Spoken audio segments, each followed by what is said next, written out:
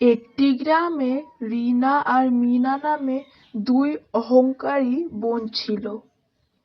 তাদের একটি ভাইও ছিল। ছোটবেলাতে তাদের মা-বাবা মারা গিয়েছিল।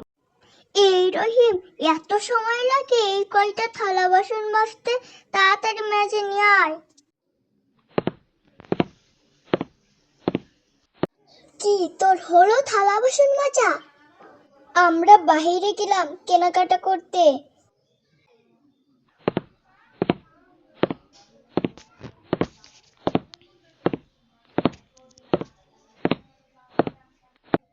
যাই, এখন রান্না করে আসি, তারপর বন্ধুদের সাথে একটু বাইরে খেলাধুলা করব। রান্না তো হয়ে গেলে এখন খেলতে যাই। বাড়িতে কি কেউ আছেন?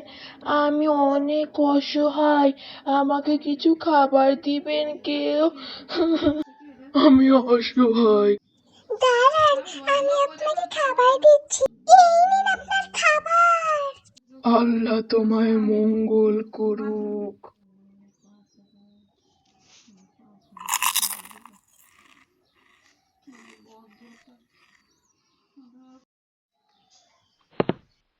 চলো রিফাত, অনেক দেরি হয়ে যাচ্ছে স্কুলে, তাড়াতাড়ি চলো। রহিম, তুমি এখানে কি করো আর স্কুলে আসো না কেন?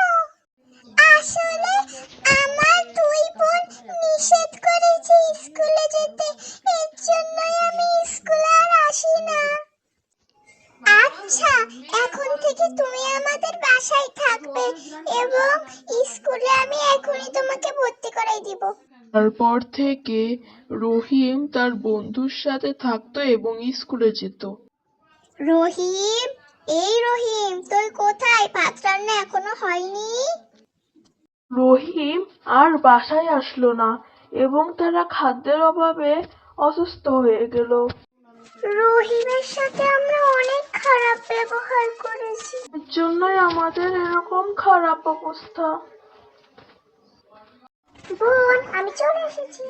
আমি এখন অনেক বড় ডাক্তার, তোদের আমি এখন চিকিৎসা করে দিব, তোরা মন খারাপ করিস না।